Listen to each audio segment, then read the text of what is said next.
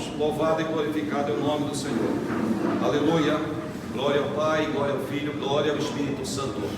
É motivo assim de grande alegria nós estarmos aqui reunidos, povo do Senhor, na casa do Senhor, no dia do Senhor, ouvindo a palavra do Senhor. Amém? Isto para nós é motivo assim de uma alegria muito grande, podermos estar trazendo o nosso culto ao nosso Senhor. E nós estamos aqui reunidos com este propósito, cultuar o nosso Senhor. Amém? Então vale a pena deixar tudo para cultuar o nosso Deus, né? O salmista diz: alegrei-me quando disseram vamos à casa do Senhor. E olha, alegrei-me quando disseram vamos à casa do Senhor. Era uma caminhada de quase um mês, enfrentando ali feras, enfrentando assaltantes, enfrentando, meus amados, ali todo tipo de adversidade para chegar até Jerusalém e na casa do Senhor, no templo ali de Salomão, adorar o Senhor. Então quando o salmista dizia alegrei-me quando disseram vamos à casa do Senhor, hoje nós temos tanta facilidade, hoje nós temos, meus irmãos, o avanço da ciência, né? O avanço, meus amados, tecnológico a nosso favor, e a gente sai de casa sem sentir nada, né? Sem nenhum esforço, pegamos um carro para vir à casa do Senhor. Alguns moram, né? Porque do lado vem a pé, né? E é uma distância tão curta que não dá nem tempo de cansar, né? Não, amém? Oh, aleluia! Mas o salmista diz: alegrei-me quando disseram vamos à casa do Senhor. Amém? Meus queridos, nós estamos aqui na escola bíblica finalizando o estudo do livro de Jó, e temos aprendido aqui lições maravilhosas, né? Com relação à história de Jó. E hoje nós vamos fazer aqui um pouco diferente, né? Eu queria fazer uma leitura. Se você quiser me acompanhar, por favor, abra a tua Bíblia no livro de Jó. Eu vou começar aqui do capítulo número 1, capítulo 1, a partir do versículo 6, e diz assim a palavra de Deus: e vindo um dia em que os filhos de Deus vieram apresentar-se perante o Senhor, veio também Satanás entre eles. Então disse o Senhor a Satanás: de onde vens? E Satanás respondeu ao Senhor e disse: de rodear a terra e passear por ela. E disse o Senhor a Satanás: observastes tu, meu servo Jó? Porque ninguém há na terra semelhante a ele, homem sincero e reto e temente a Deus e desviando-se do mal. Então respondeu Satanás ao Senhor e disse: porventura teme Jó a Deus debalde? Porventura não o cercastes tu de bens a ele, a sua casa e a tudo quanto tem? A obra das suas mãos abençoastes, e o seu gado está aumentando na terra. Mas estende a tua mão e toca-lhe em tudo quanto tem, e verás se não blasfema de ti na tua face. E disse o Senhor a Satanás: eis que tudo quanto tem está na tua mão, somente contra ele não estendas a tua mão. E Satanás saiu da presença do Senhor. E sucedeu um dia em que seus filhos e suas filhas comiam e bebiam vinho na casa de seu irmão primogênito, que veio um mensageiro a Jó e lhe disse: os bois lavravam, e as jumentas pasciam junto a eles, e eis que deram sobre eles os sabeus, e os tomaram, e aos moços feriram ao fio da espada, e eu somente escapei para te trazer a nova. Estando este ainda falando, veio outro e disse: fogo de Deus caiu do céu, queimou as ovelhas e os moços, e os consumiu, e só eu escapei para te trazer a nova.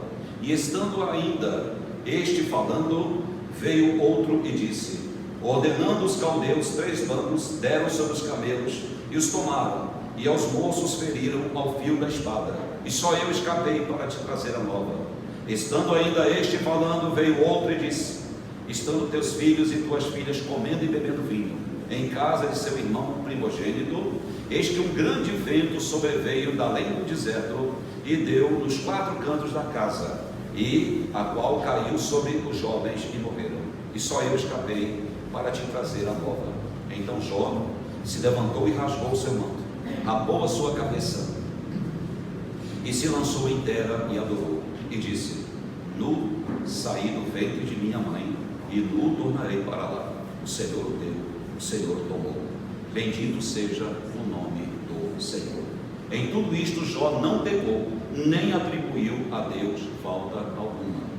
E vindo outro dia em que os filhos de Deus vieram apresentar-se perante o Senhor, veio também Satanás entre eles apresentar-se perante o Senhor. Então o Senhor disse a Satanás: de onde vens? E respondeu Satanás ao Senhor e disse: de rodear a terra e passear por ela. E disse o Senhor a Satanás: observaste o meu servo Jó? Porque ninguém há na terra semelhante a ele, homem sincero e reto, temente a Deus, desviando-se do mal, e que ainda retém a sua sinceridade, havendo-me tu incitado contra ele para o consumir sem causa. Então Satanás respondeu ao Senhor e disse: pele por pele, e tudo quanto o homem tem dará pela sua vida. Estende, porém, a tua mão e toca-lhe nos ossos e na carne, e verás se não blasfema de ti na tua face. E disse o Senhor a Satanás: eis que ele está na tua mão, poupa, porém, a sua vida. Então saiu Satanás da presença do Senhor e feriu a Jó de uma chaga maligna, desde a planta do pé até ao alto da cabeça. E Jó, tomando um pedaço de telha para raspar com ele as feridas, assentou-se no meio da cinza. Então sua mulher lhe disse: ainda retens a tua sinceridade? Amaldiçoa Deus e morre. Senhor Deus, nosso Pai, eis aqui, meu Pai amado, a tua igreja. Eis, Senhor amado, aquilo que diante da tua presença e pela tua direção, Pai, ó meu Pai amado e querido, vai ser apresentado nesta noite. Clamamos a ti, Senhor, que a tua unção esteja com cada um, e que possamos, ó Pai amado e querido, compreender e aceitar, receber nesta noite aquilo que o Senhor tem preparado para nós. Assim clamamos pelo teu nome, em nome de Jesus Cristo. Amém. Nós temos duas situações aqui. Primeiro, capítulo 1, no seu versículo número 8, a palavra diz: e disse o Senhor a Satanás: observastes tu a meu servo Jó? Capítulo de número 2, oh aleluia. E vindo outro dia em que os filhos de Deus vieram apresentar-se perante o Senhor, veio também Satanás entre eles apresentar-se perante o Senhor. Então o Senhor disse a Satanás: de onde vens? E respondeu Satanás ao Senhor e disse: de rodear a terra e passear por ela. E disse o Senhor a Satanás: observastes meu servo Jó? Irmãos, o dia em que os filhos de Deus se reuniram, a palavra nos fala, né? Vindo um dia em que os filhos de Deus vieram apresentar-se perante o Senhor. Que dia é esse? É o dia de hoje, quando nós todos estamos nos apresentando diante do Senhor. E neste dia, meus irmãos, entrou também alguém que não era bem-vindo, alguém, meus amados, que foi por conta própria, sem ser convidado. Ele foi ali também se apresentar diante do Senhor. E o Senhor, conhecendo esta criatura da forma que não é, o Senhor perguntou a ele: observastes meu servo Jó? Ou seja, ele nos observa a todos. E o que eu estou trazendo aqui hoje para os irmãos, pela primeira vez, nós não vamos estar ministrando, eu vou estar fazendo uma leitura.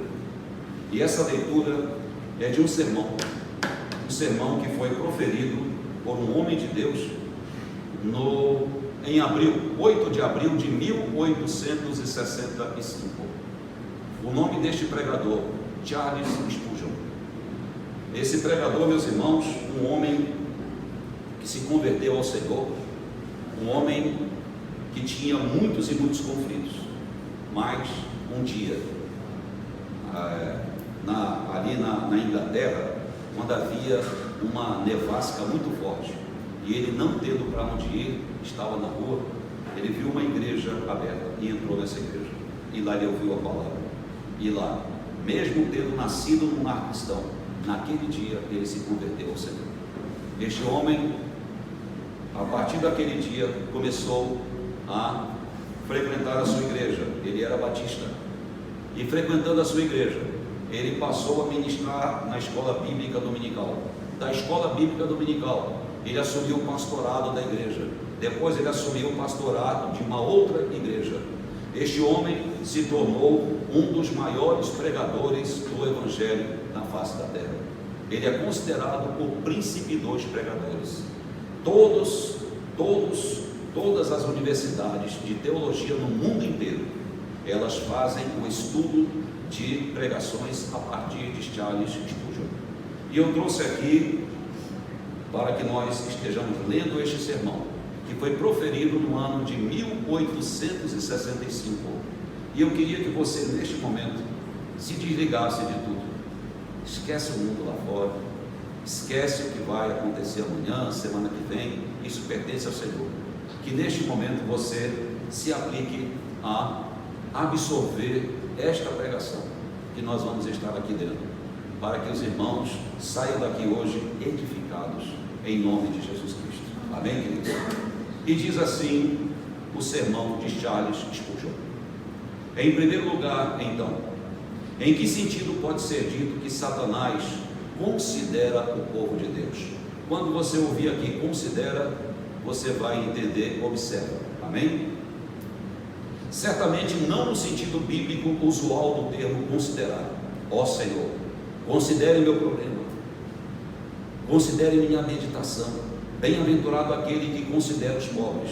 Tal consideração implica boa vontade e uma inspeção cuidadosa do objeto de benevolência com relação a uma distribuição sábia de favor. Nesse sentido, Satanás nunca considera ninguém. Se ele tem alguma benevolência, deve ser para consigo mesmo, mas todas as suas considerações sobre outras criaturas são do tipo mais malévolo.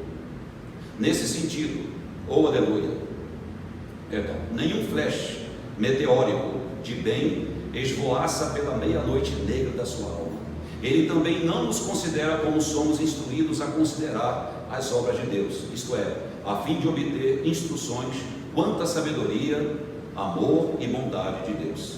Ele não honra a Deus pelo que vê em suas obras ou em seu povo. Não é como ele é. Vá até a formiga, considere seus caminhos e seja sábio. Mas ele vai até o cristão e considera seus caminhos e se torna mais totalmente inimigo de Deus do que era antes. A consideração que Satanás presta aos santos de Deus é assim: ele os olha com admiração quando considera a diferença entre eles e ele. Um traidor, quando conhece toda a vilania e a escuridão de seu próprio coração, não pode deixar de se espantar quando é forçado a acreditar que um homem seja fiel. O primeiro recurso de um coração traiçoeiro é acreditar que todos os homens seriam igualmente traiçoeiros, e na verdade o são. O traidor pensa que todos os homens são traidores como ele, ou seriam, se isso lhes pagasse mais do que a fidelidade. Quando Satanás olha para o cristão e o encontra fiel a Deus e a sua verdade, ele o considera como devemos considerar um fenômeno, talvez o desprezando por sua tolice, mas ainda assim maravilhando-se com ele e se perguntando como ele pode agir assim. Ele parece dizer, um príncipe, um par do parlamento de Deus, não submeteria minha vontade a Jeová. Achei melhor reinar no inferno do que servir no céu. Não guardei meu primeiro estado, mas caí do meu trono. Como eles se mantêm firmes, que graça é essa que os guarda? Eu era um vaso de ouro e mesmo assim fui quebrado. Eles são vasos de barro, mas não posso quebrá-los. Eu não pude permanecer em minha glória. Que graça incomparável os sustenta em sua pobreza, em sua obscuridade, em sua perseguição, ainda fiéis a Deus, que não os abençoa nem os exalta como ele me fez. Talvez ele também se maravilhe com a felicidade deles.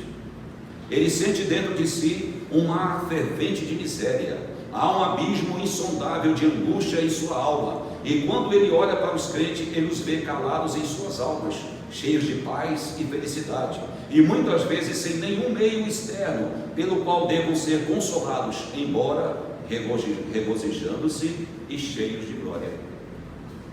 Ele sobe e desce pelo mundo e possui grande poder, e há muitos mirmidões para servi-lo, mas ele não tem a felicidade de espírito possuída por aquela humilde aldeã, obscura, desconhecida, não tendo servos para servi-la. mas estendida na cama da fraqueza, ele admira e odeia a paz que reina na alma do crente. Sua consideração pode ir além disso. Você não acha que ele considera que ele detecta, se possível, qualquer falha ou falha neles como forma de consolo para si mesmo? Eles não são puros, diz ele. Esses comprados de sangue, esses eleitos antes da fundação do mundo, eles ainda pecam. Esses filhos adotivos de Deus, pelos quais o glorioso Filho inclinou a cabeça e entregou o Espírito, até mesmo eles praticam ofensas. Como ele deve rir com tanto deleite quanto é capaz sobre os pecados secretos do povo de Deus? E se ele pode ver qualquer coisa neles incompatível com sua profissão, qualquer coisa que pareça ser enganosa, e nisso, como ele se alegra. Cada pecado nascido no coração do crente clama a ele: meu Pai, meu Pai. E ele se sente algo como a alegria da paternidade ao ver o filho infame. Ele olha para o velho homem no cristão e admira a tenacidade com que mantém seu domínio, a força e a veemência com que luta pelo domínio, a habilidade e a astúcia com que de vez em quando, em intervalos definidos, em oportunidades convenientes, ele aplica toda a sua força. Ele considera a nossa carne pecaminosa e a torna um dos livros que lê diligentemente. Uma das perspectivas mais belas, não duvido, que o olho do diabo sempre repousa é a incoerência, a impureza que ele pode descobrir no verdadeiro Filho de Deus. A esse respeito, ele tinha muito pouco a considerar no verdadeiro servo de Deus, Jó. Isso não é tudo, mas apenas o ponto de partida de sua consideração. Não temos dúvidas de que ele vê o povo do Senhor, e especialmente os mais eminentes e excelentes entre eles, como as grandes barreiras ao progresso do seu reino. E assim como o engenheiro, esforçando-se para fazer uma ferrovia, mantém seus olhos muito fixos nas colinas e rios, e especialmente na grande montanha através da qual levará anos laboriosamente para perfurar um túnel, assim Satanás, ao olhar para seus vários planos de continuar seu domínio no mundo, considera a maioria desses homens como Jó. Satanás deve ter pensado muito em Martinho Lutero. Eu poderia cavalgar o mundo todo, diz ele, se não fosse por aquele monge. Ele fica no meu caminho. Esse homem obstinado odeia e maltrata meu filho primogênito, o Papa. Se eu pudesse me livrar dele, não importaria se 50.000 santos menores estivessem no meu caminho. Oh, aleluia! Ele está certo de considerar um servo de Deus, se não houver ninguém como ele. Se ele se destacar distinto e separado de seus companheiros. Aqueles de nós que são chamados para a obra do ministério devem esperar de nossa posição ser os objetos especiais de sua consideração ou observação. Aleluia! Quando os óculos estão no olho daquele guerreiro terrível, ele tem a certeza de olhar para aqueles que por seus regimentos são descobertos como oficiais. Ele ordena que seus atiradores tenham muito cuidado para mirar neles, pois, disse ele, se o porta-estandarte cair, então a vitória será mais facilmente obtida para o nosso lado. Os nossos oponentes serão prontamente derrotados. Se você é mais generoso do que os outros santos, se vive mais perto de Deus do que os outros, já que os pássaros mais bicam os frutos mais maduros, onde você pode esperar que Satanás esteja mais ocupado contra você? Quem se importa em lutar por uma província coberta de pedras e rochas estéreis e cercado de gelo por mares congelados? Mas em todos os tempos haverá contendas pelos vales cheios de feixes de trigo.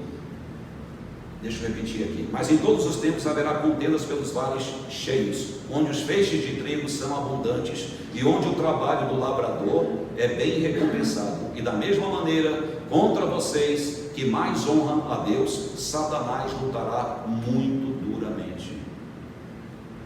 Ele quer arrancar as joias de Deus de sua coroa, se puder, e tirar as pedras preciosas do Redentor, até mesmo do próprio peitoral. Ele considera então o povo de Deus, vendo-os como obstáculos ao seu reinado, Ele concebe métodos pelos quais pode removê-los de seu caminho ou transformá-los em sua própria conta. A escuridão cobriria a terra se ele pudesse apagar as luzes. Não haveria fruto para tremer como o Líbano, e se ele pudesse destruir aquele punhado de milho no topo das montanhas. Portanto, sua consideração perpétua é fazer com que os fiéis desapareçam dentre os homens. Não é preciso muita sabedoria para discernir que o grande objetivo de Satanás, ao considerar ou observar o povo de Deus, é prejudicá-lo.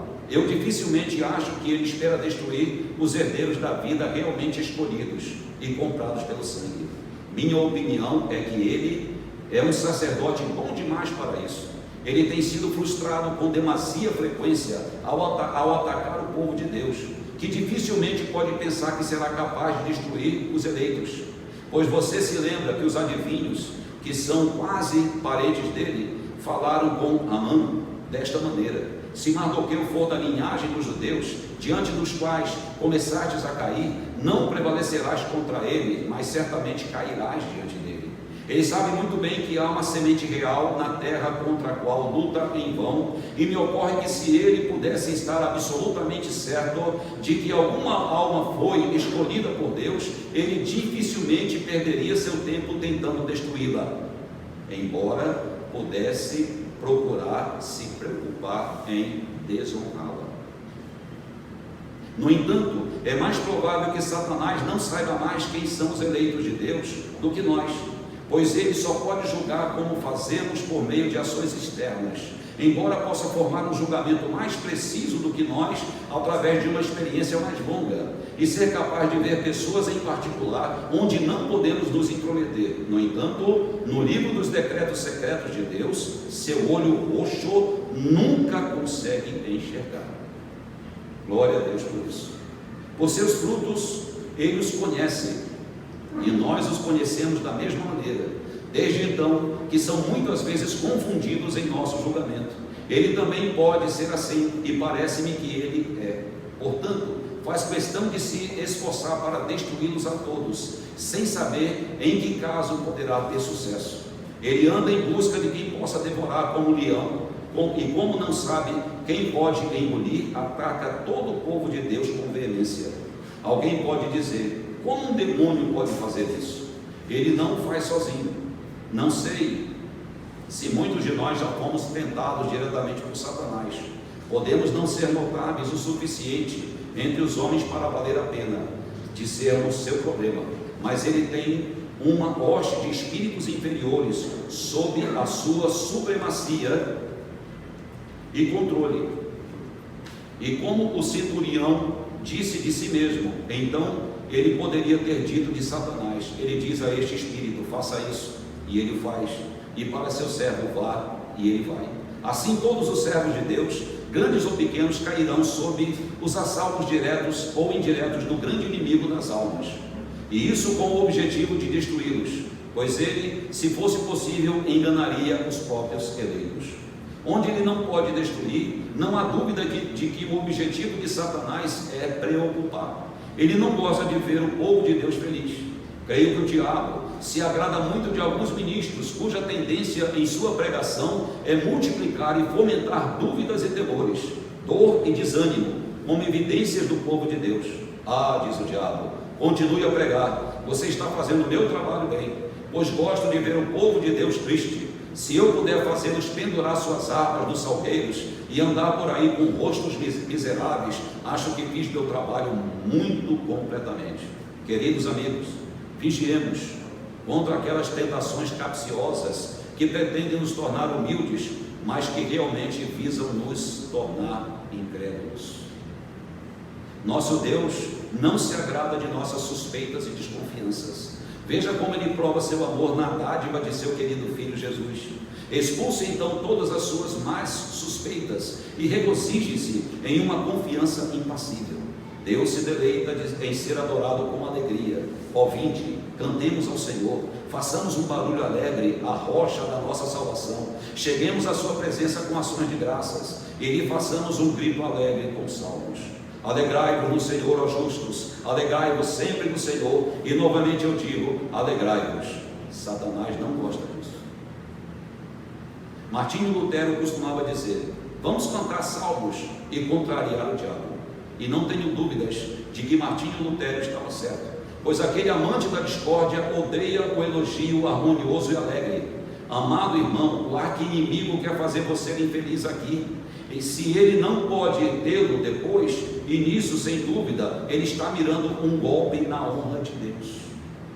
Ele está bem ciente de que cristãos tristes frequentemente desonram a fidelidade de Deus por desconfiar dela, e ele pensa que se puder nos preocupar até que não mais acreditemos na constância e bondade do Senhor, ele terá roubado Deus de seu louvor. Aquele que oferece louvor me glorifica, diz Deus, e assim Satanás põe o machado na raiz de nosso louvor, para que Deus cesse de ser glorificado. Além disso, se Satanás não pode destruir um cristão, quantas vezes ele estragou a sua utilidade? Muitos crentes caíram, não para quebrar o pescoço, isso é impossível, mas ele quebrou algum osso importante e foi mancando para o túmulo. Podemos recordar com pesar alguns homens que já foram iminentes nas fileiras da igreja, que correram bem, mas de repente, devido ao estresse da tentação, caíram em pecado, e seus nomes nunca mais foram mencionados na igreja, exceto com respiração ou suspiro. Todos pensavam e esperavam que fossem salvos pelo fogo, mas certamente sua utilidade anterior nunca poderia retornar. É muito fácil voltar à peregrinação celestial, mas é muito difícil recuperar seus passos. Você pode se virar rapidamente e apagar sua vela, mas não pode acendê-la tão velozmente. Amigos amados no Senhor, vigiem contra os ataques de Satanás e fiquem firmes, pois vocês, como pilar da casa de Deus, são muito queridos para nós e não podemos abrir mão de vocês. Como pai ou como matrona em nosso meio, honramos vocês e não seríamos obrigados a chorar e lamentar. Não queremos ficar tristes por ouvir os gritos de nossos adversários enquanto eles clamam: aham, aham. Assim teríamos infelizmente muitas coisas acontecerem em nossa Sião que não teríamos contado em Gade, nem publicado nas ruas de Asquelon, para que as filhas dos incircuncisos não se regozijassem e os filhos dos filisteus triunfassem. Que Deus nos conceda a graça, como igreja, de nos levantarmos contra as astutas ciladas de Satanás e seus ataques, para que, tendo feito o seu pior, ele não obtenha nenhuma vantagem sobre nós, e depois de ter considerado novamente e contado bem nossas torres e baluartes, ele possa ser compelido a se aposentar, porque seus aríetes não podem sacudir tanto quanto na pedra de nossas muralhas, e suas fundas não podem matar um único soldado nos muros. Antes de encerrar este ponto, gostaria de dizer que talvez possa ser sugerido: como é que Deus permite esta consideração constante e malévola de seu povo pelo maligno? Uma resposta, sem dúvida, é que Deus sabe o que é para a sua própria glória e o que não dá conta de seus assuntos. Que, tendo permitido o livre-arbítrio e tendo permitido por alguma razão misteriosa a existência do mal, não parece agradável com ele ter feito isso para destruir Satanás, mas ele lhe dá poder para que seja uma luta corpo a corpo, justa, entre o pecado e a santidade, entre a graça e a astúcia. Além disso, lembre-se que, aliás, as tentações de Satanás servem ao povo de Deus. Fenelon diz que eles são o arquivo que remove grande parte da ferrugem e da autoconfiança, e devo acrescentar, eles são o som horrível no ouvido da sentinela, que com certeza o manterá acordado.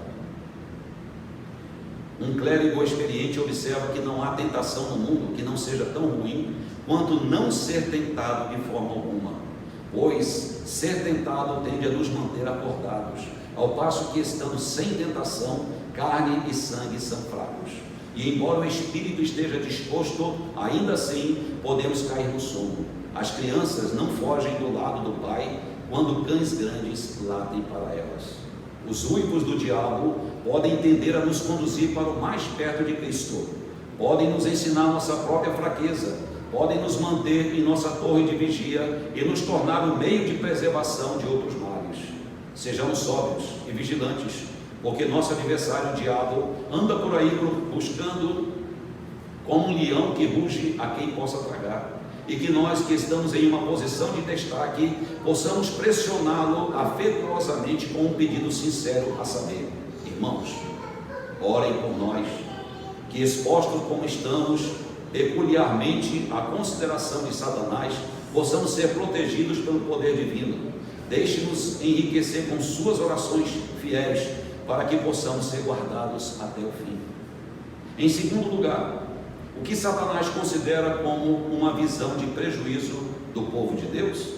Não se pode dizer dele como o que se diz de Deus, que ele nos conhece completamente, mas desde que ele está agora quase 6.000 anos lidando com a pobre humanidade caída, ele deve ter adquirido uma vasta experiência em todo este tempo, e tendo estado em toda a terra, e tendo tentado os mais elevados e os mais baixos, ele deve saber muito bem quais são as fontes da ação humana, e como jogar com elas.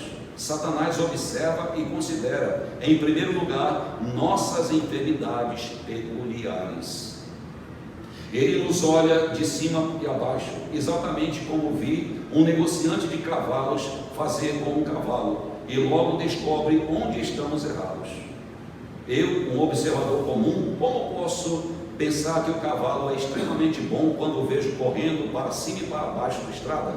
Mas o negociante vê o que eu não posso ver, e ele sabe como lidar com a criatura, justo nesses locais, e naqueles pontos em que ele logo descobre qualquer prejuízo oculto. Satanás só sabe como olhar para nós e nos calcular do calcanhar à cabeça, de modo que dirá deste homem: sua enfermidade é a luxúria, ou daquele outro, ele tem um tentador rápido, ou deste outro, ele é orgulhoso, ou daquele outro, ele é preguiçoso, ou o olho da malícia é muito rápido para perceber uma fraqueza, e a mão da inimizade logo se aproveita disto.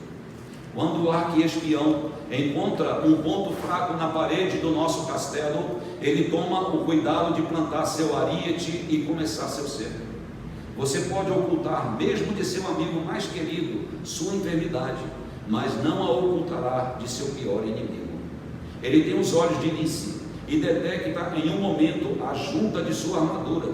Ele anda por aí com um fósforo, e embora você possa pensar que cobriu toda a pólvora de seu coração, ele sabe como encontrar uma fenda para passar o fósforo, e causará muitos danos, a menos que a misericórdia eterna o impeça. Ele também leva em consideração nossas estruturas e estado de espírito. Se o diabo nos atacar quando nossa mente está de bom humor, devemos ser mais do que páreo para ele. Ele sabe disso e evita o encontro. Alguns homens estão mais prontos para a tentação quando estão angustiados e desanimados. O demônio então os atacará. Outros estarão mais sujeitos a pegar fogo quando estiverem jubilosos e cheios de alegria. Então ele lançará a sua faísca no pavio. Certas pessoas, quando estão muito aborrecidas e atiradas de um lado para outro, podem ser levadas a dizer quase qualquer coisa. E outros, quando suas almas são como águas perfeitamente plácidas, estão então em condições de serem navegadas pelo navio do diabo. Como o operário de metais sabe que o metal deve ser trabalhado em tal calor e outro em uma temperatura diferente, como aqueles que lidam com produtos químicos sabem que um certo calor, um fluido irá ferver, enquanto o outro atinge o ponto da ebulição muito mais cedo, então Satanás sabe exatamente a temperatura na qual trabalhar conosco para o seu propósito. Oh, aleluia! As pequenas tonelas fervem diretamente quando são postas no fogo, e tão pequenos homens de temperamento explosivo logo se apaixonam. Vasilhas maiores requerem mais tempo e carvão antes de ferver, mas quando fervem é realmente uma fervura, não logo esquecida ou diminuída. O inimigo, como um pescador, observa seus peixes, adapta a sua isca à sua presa, e sabe em que estações e horários os peixes têm maior probabilidade de morrer. Este caçador de tantas almas vem até nós sem saber, e muitas vezes somos surpreendidos por uma falha ou apanhados em uma armadilha devido a um estado de espírito inconsciente. Esse colecionador de taxas de provérbios escolhidos, Thomas Spencer, tem o seguinte que vai direto ao ponto: o camaleão, quando ele se deita na grama para pegar moscas e gafanhotos, toma sobre si a cor da grama, como o pólipo faz a cor da rocha sobre a qual ele se esconde, para que os peixes possam chegar ousadamente perto dele, sem qualquer suspeita de perigo. Da mesma maneira, Satanás se transforma naquela forma que menos tememos. Ele coloca diante de nós os objetos de tentação, que são mais agradáveis à nossa natureza, para que assim possa o mais cedo nos atrair para a sua rede. Ele navega com todos os ventos e nos sopra daquela maneira que nos inclinamos pela fraqueza da natureza. Nosso conhecimento em matéria de fé é deficiente. Ele nos tenta com o erro. Nossa consciência está sensível. Ele nos tenta com o espírito e precisão demasiados. Tem nossa consciência com a linha da eclíptica alguma latitude? Ele nos tenta com a liberdade carnal. Somos ousados? Ele nos tenta com a presunção. Somos tímidos e desconfiados? Ele nos tenta com o desespero. Temos uma disposição flexível? Ele nos tenta com a inconstância. Estamos rígidos? Ele trabalha para fazer de nós hereges obstinados, cismáticos ou rebeldes. Somos um tentador austero? Ele nos torna com a crueldade. Somos suaves? Ele nos tenta com a condescendência e com a piedade toda. Somos quentes em questões de religião? Ele nos tenta com selo cego e com superstição. Estamos com frio? Ele nos tenta com a mornidão de Laodiceia. Assim ele coloca suas armadilhas para que, de uma forma ou de outra, ele possa nos enlaçar. Ele também se preocupa em considerar nossa posição entre os homens. Existem algumas pessoas que são mais facilmente tentadas quando estão sozinhas. Eles são, então, sujeitos de grande peso mental e podem ser levados aos crimes mais terríveis. Talvez a maioria de nós esteja mais sujeita a pecar quando estamos em companhia. Em alguma empresa, eu nunca deveria ser levado ao pecado. Em outra sociedade, que eu dificilmente poderia me aventurar. Muitos estão tão cheios de leviandade por aqueles de nós que estão inclinados da mesma maneira, dificilmente podemos olhá-los na face sem sentir nosso pecado assediador ir embora. E outros são tão sombrios que, se encontrarem um irmão do mesmo molde, terão a certeza de inventar uma má notícia da boa terra. Satanás sabe onde alcançá-lo, e em algum lugar onde você está aberto a seus ataques, ele vai saltar sobre você, como uma ave de rapina do céu. Ele também considerará a nossa condição no mundo. Ele olha para o homem e diz: esse homem tem propriedades, não adianta eu tentar tal ou qual arte com ele, mas aqui está outro homem que é muito pobre, eu o pegarei naquela rede. Então novamente ele olha para o homem pobre e diz: agora não posso tentá-lo a esta loucura, mas conduzirei o homem rico a isso. Assim como o esportista tem uma arma para aves selvagens e outra para servos e caça, Satanás tem uma tentação diferente para várias ordens de homens. Não creio que a tentação da rainha venha a incomodar Mary, a copeira. Não creio, por outro lado, que a tentação de Mary algum dia seja séria para mim. Provavelmente você poderia escapar da minha, acho que não, e às vezes imagino que poderia suportar a sua, embora duvide se poderia. Satanás sabe, no entanto, exatamente onde nos golpear, e nossa posição, nossas capacidades, nossa educação, nossa posição na sociedade, nosso chamado, podem ser portas pelas quais ele pode nos atacar. Você que não tem vocação nenhuma, está em perigo peculiar. Me pergunto se o diabo não o engole de uma só vez. O homem mais provável de ir para o inferno é o homem que não tem nada para fazer na terra. Eu digo isso seriamente. Acredito que não pode acontecer um mal muito pior a uma pessoa do que ser colocada onde não tem trabalho. E se algum dia eu estiver em tal estado, conseguiria emprego imediatamente, com medo de ser levado de corpo e alma pelo maligno. Pessoas ociosas tentam o diabo para tentá-las. Vamos ter algo para fazer. Vamos manter nossas mentes ocupadas, pois do contrário daremos lugar ao diabo. A indústria não nos tornará graciosos, mas a falta de indústria pode nos tornar corrompidos. Nos livros, ou no trabalho, ou nos jogos saudáveis, eu estarei também ocupado, pois Satanás ainda encontra algum mal para as mãos ociosas fazerem. Assim, Watt nos ensinou em sua infância, e assim vamos acreditar em nossa idade adulta. Livros ou obras, ou recreações, enquanto necessárias para a saúde, devem ocupar nosso tempo, pois se eu me jogar no chão em indolência, como um velho pedaço de ferro, não devo me admirar de que esteja enferrujado pelo pecado.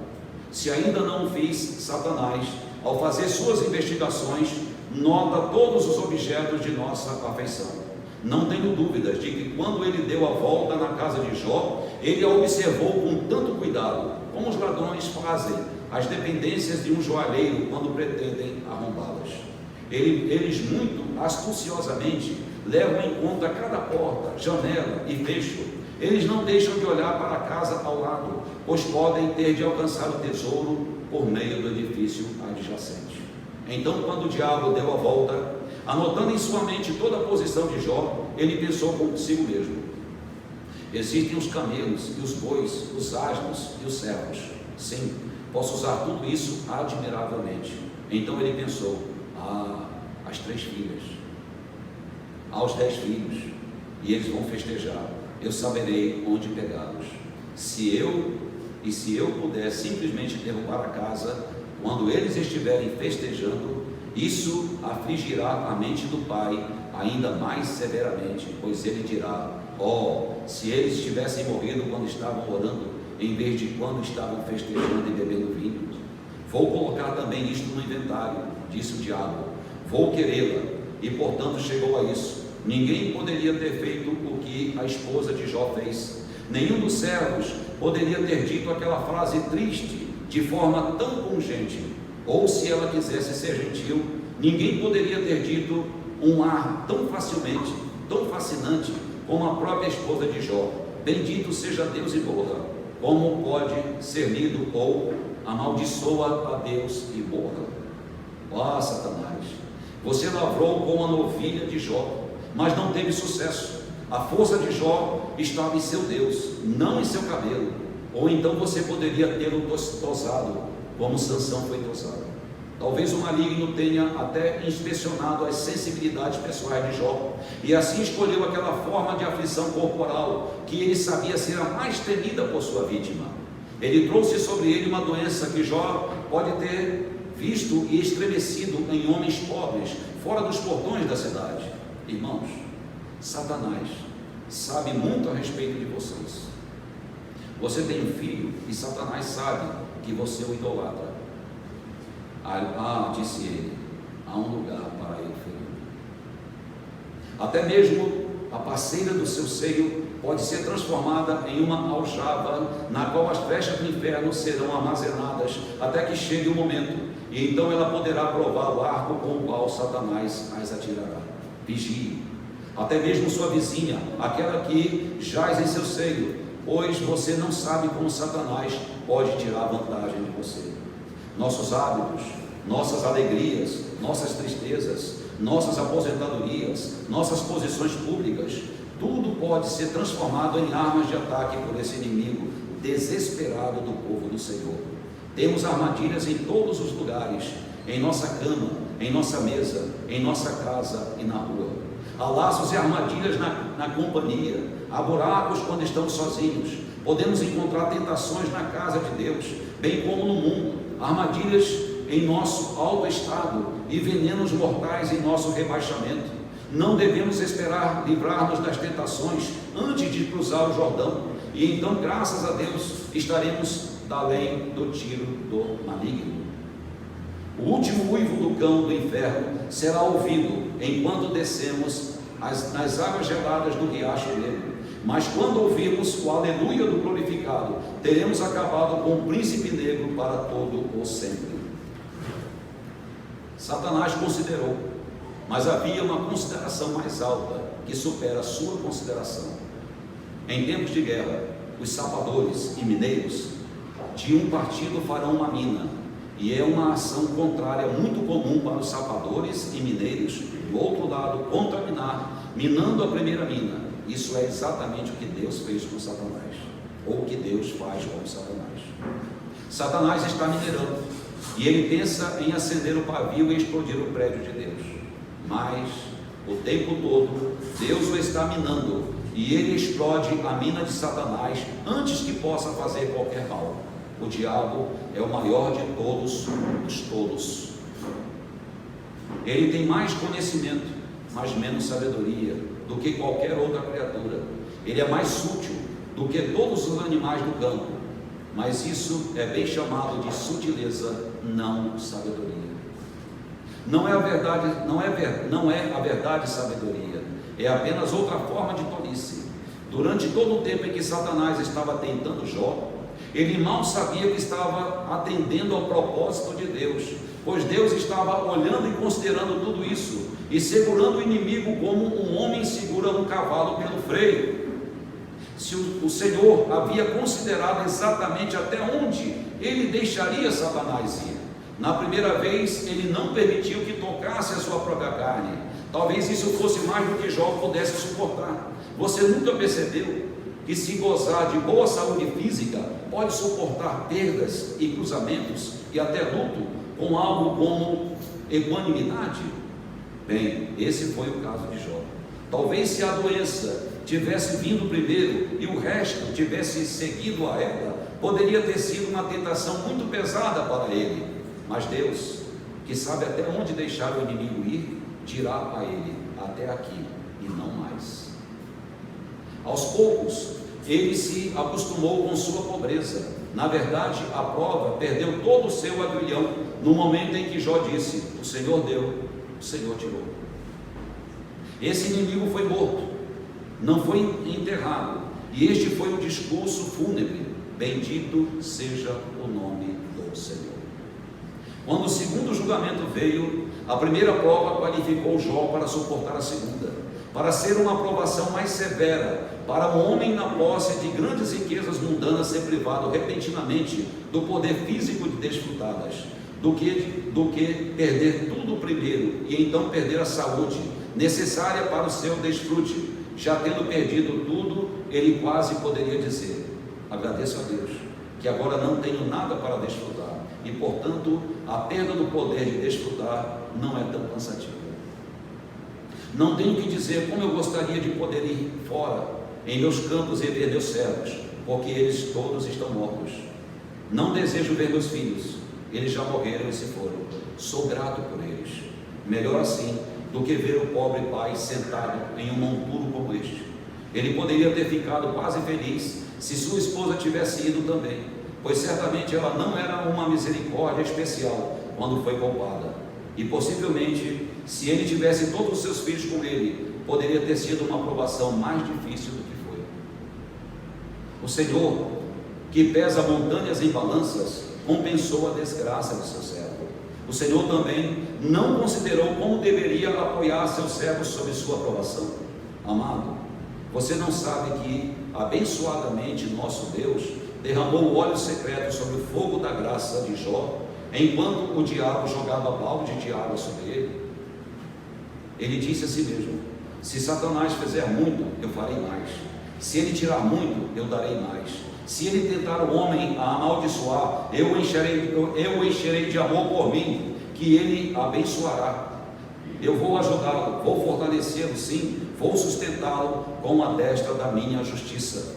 Cristão, pegue esses dois pensamentos e coloque-os sob a língua como uma hóstia feita com mel. Você nunca será tentado sem a expressa licença do trono, onde Jesus implora. E por outro lado, quando ele permitir, ele o fará com a tentação abrir um caminho de fuga, ou dar a você a graça de ficar sob ela. Em sequência, o Senhor considerou como santificar Jó por meio dessa aprovação. Jó era um homem muito melhor no final da história do que no início. Ele foi uma desgraça incrível para Satanás.